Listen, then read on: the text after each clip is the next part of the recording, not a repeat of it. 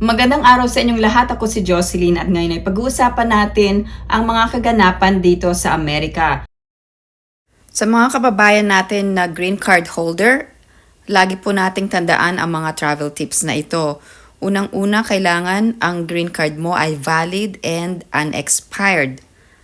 Pangalawa, dapat kung meron kang dalang passport ay mag-match ang name na ito sa iyong green card. Pareho po dapat na mag-match ang mga first name, middle name, at last name.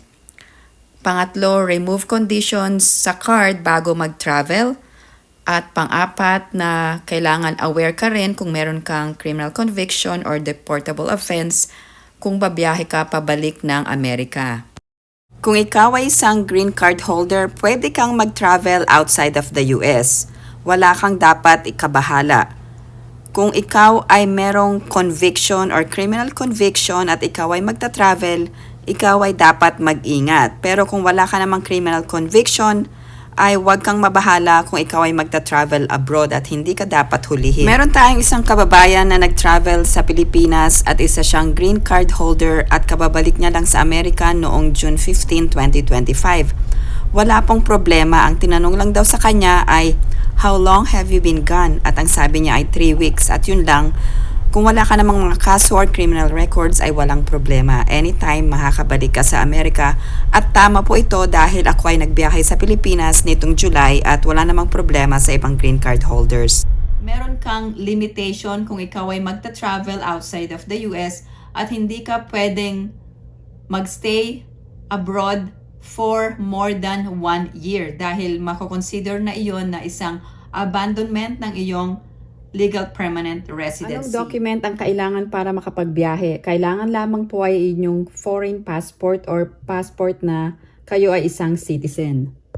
Halimbawa, less than 6 months ang pagstay nyo outside of USA, pwede pa rin matawag na abandonment lalong-lalo na kung wala kayong intensyon na gawing permanent home ang USA. So, tignan po ninyo ang mga criteria na ito para hindi po matawag na abandonment kung kayo ay bumiyahe outside of USA. So, ang general rule po ay kung kayo ay nawala sa USA at kayo ay bumiyahe at nagstay ng more than 1 year, pwede pong matawag na abandonment. So, may mga criteria po ito. Ano ang mga criteria ng abandonment kung ang travel ay less than 1 year? First, if you maintain US family ties and community ties. Pangalawa, kung nag-maintain ka ng US employment. Pangatlo, kung ikaw ay nag-file ng US income tax return as a resident. Pang-apat, kung nag-establish ka ba ng intensyon na bumalik sa Amerika as your permanent home. Also, kung nag-maintain ka ng US mailing address or nag-maintain ka ng US bank accounts or nagkaroon ka ng valid US driver's license or nag-maintain ka ng valid license or nag-own ka ng property or meron kang maintain na business at iba pang mga evidence. Nang ma-elect si President Donald J. Trump, inisyu niya ang isang executive order at ito ay ang Protecting the American People Against Invasion. Sa executive order na ito ay merong expanded deportation grounds for green card holders. So, mas mahigpit na po ang mga rules pagdating sa mga green card holders dito sa Amerika. At titignan po ang iyong mga conviction or criminal conviction at pwede kang ma-deport kung ikaw ay ma-convict sa isang tinatawag na crime of moral turpitude or an aggravated felony. So either of these two ay pwede kang ma-deport. Ano-ano ang mga halimbawa ng crimes of moral turpitude? Wala pong nakadefine sa US immigration laws pero kadalasan po ay kung merong fraud, larceny at intent to harm persons or things. Kadalasan ang mga nade-detain sa airport ay yung merong conviction regarding drug abuse at driving under the influence. Mga halimbawa ng crimes of moral turpitude ay assault, failure to register, falsification of documents, misrepresentations, marriage fraud, smuggling, drug abuse, domestic violence, and driving under the influence.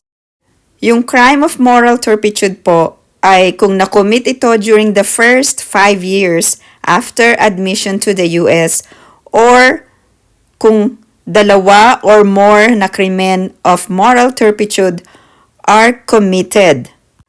Kahit ang crime ay hindi kasama sa the same na criminal conduct, anytime after admission ay pwede pong maging dahilan para sa deportation.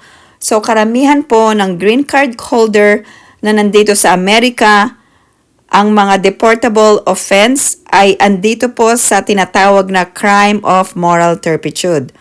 Ang pangalawa pong crime na pwede pong reason for deportation ay ang tinatawag na aggravated felonies, which is different from criminal law. So, ibig sabihin po, may mga ibang offenses po katulad ng murder, rape, theft or violent crimes, drug or firearms trafficking, sexual abuse of a minor, child pornography, money laundering, or tax evasion involving more than 10,000, espionage, sabotage, treason, perjury, or terrorism.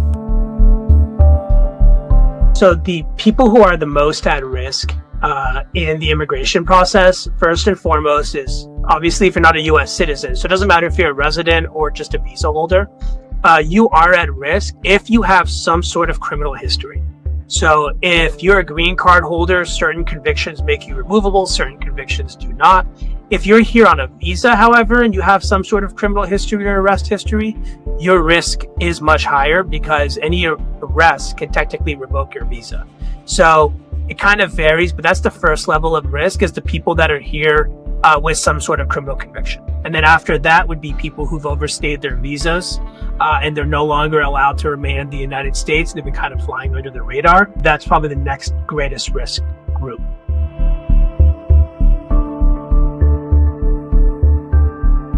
So the US government can see your social media. So if your social media is public, as obviously they can see everything. They are going to be able to track your social media.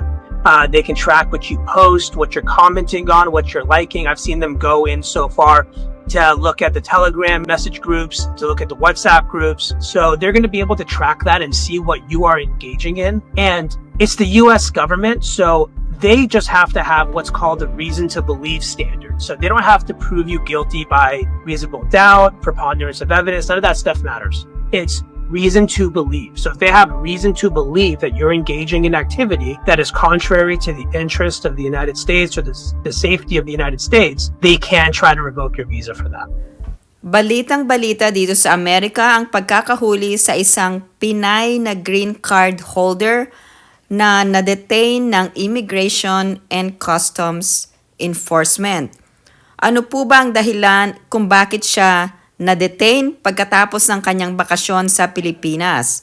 So siya ay isang green card holder at siya ay nagbiyahe from Philippines at nakabalik na po siya dito sa Amerika. Laging tatandaan na may mga deportable offenses kung ikaw ay may nakomit na crime dito sa Amerika. So kahit na ikaw ay isang green card holder, hindi ka 100% protected ng iyong legal status dahil hindi ka po isang US citizen. Subaybay sa aking YouTube channel.